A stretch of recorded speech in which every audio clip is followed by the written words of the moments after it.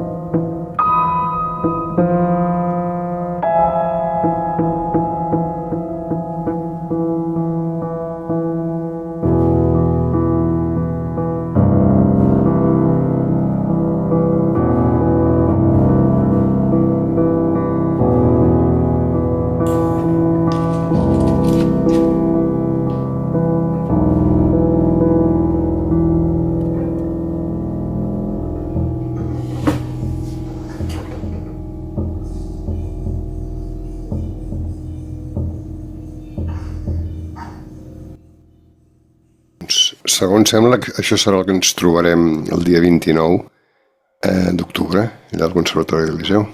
Et vindrà de gust anar-hi? Et motiva? Això? I tant, i tant.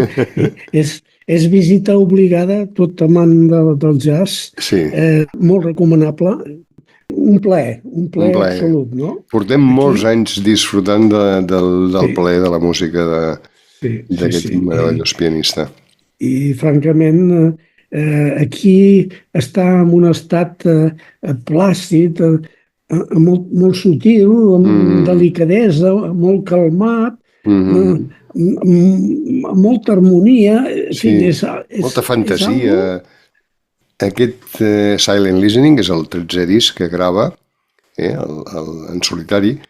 La majoria són excel·lents, la veritat és que la majoria són molt bons.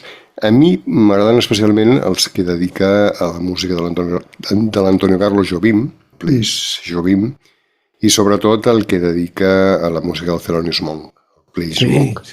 Allò és un disc excepcional, de capçalera, d'aquells d'illa deserta. Una de les qualitats per mi importants del Fred Hersch és aquesta inusual capacitat que té per fer-se seves composicions d'altres músics. Ningú com ell, per mi. Vull dir, ell és capaç d'agafar a Monk, a Strayhorn, a Jobim, a Rodgers Hammerstein i altres músics de personalitats ben diferents, ben variades, i fer-les seves. Fer-les totalment seves. Vull dir, tan transcendents com els originals que havien fet els altres, no? El primer tema que hem escoltat és el Star-Crossed Lovers de l'Strayhorn. És meravellosa, si l'escoltes a l'Strayhorn i l'escoltes al Hodges interpretant-la i tot això, sí, però aquí també. I el segon, doncs, una composició pròpia, que en aquest disc són 11 temes, hi ha 7 composicions pròpies i 4 d'altres músics.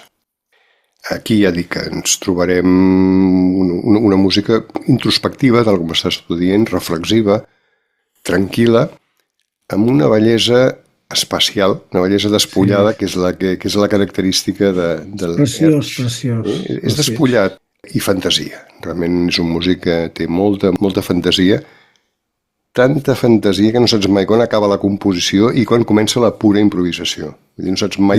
La barrera aquella no hi és, no hi ha barrera. Vull dir, passa d'una banda a l'altra amb una facilitat. Seguim. Sembla? I tant, i tant.